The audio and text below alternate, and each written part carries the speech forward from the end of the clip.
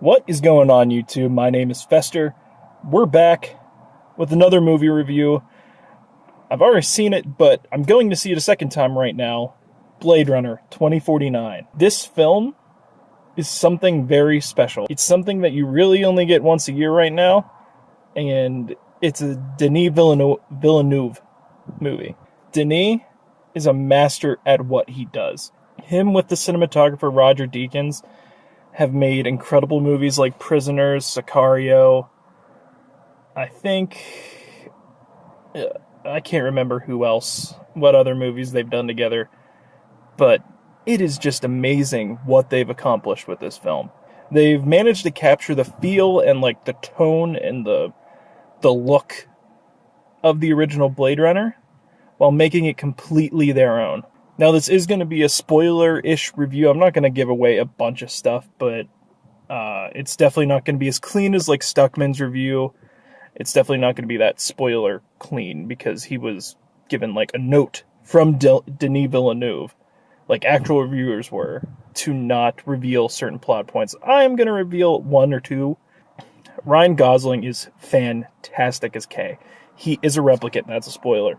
He is a replicant Blade Runner that is tasked with taking out previous replicants. If there was anybody who could have carried this movie, it was definitely Ryan Gosling.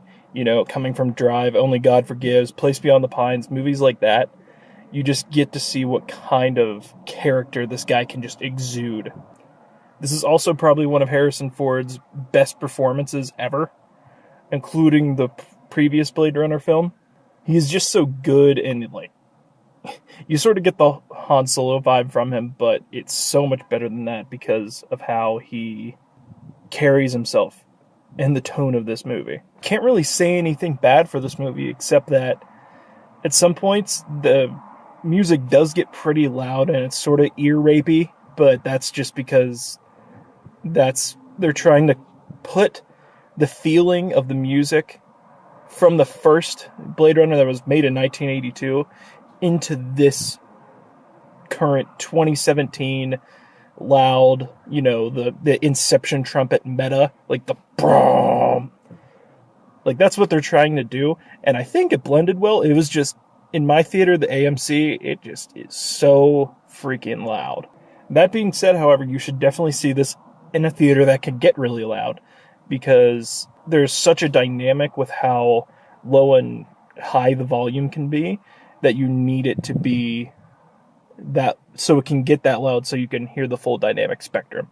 I personally can't wait to watch this thing again because it was just a masterpiece of filmmaking. Like, it was beautiful to look at. It was wonderful to like even listen to, even though it can get ear rapey. It's just that good. There is so much that could have went wrong with a Blade Runner sequel. They could have made it into this action fest.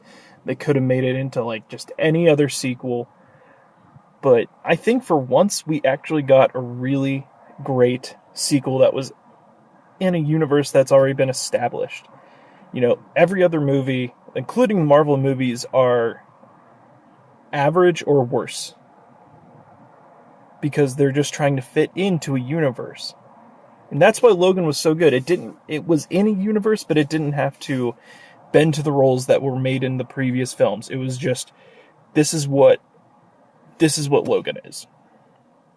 And that's what Blade Runner is. The ending of the first one was so open-ended that they could have done anything, and that's why it worked. They just had this great canvas that they could paint on. The great canvas being the Blade Runner universe. Replicants, Los Angeles, Las Vegas, San Francisco, all those places are incredible. And that's why this film worked. And that's why this film worked. It was such a great sequel that maybe we should just get Denis Villeneuve to make all of our sequels. So guys, that's all for me. This has been the Blade Runner 2049 review. And until next time.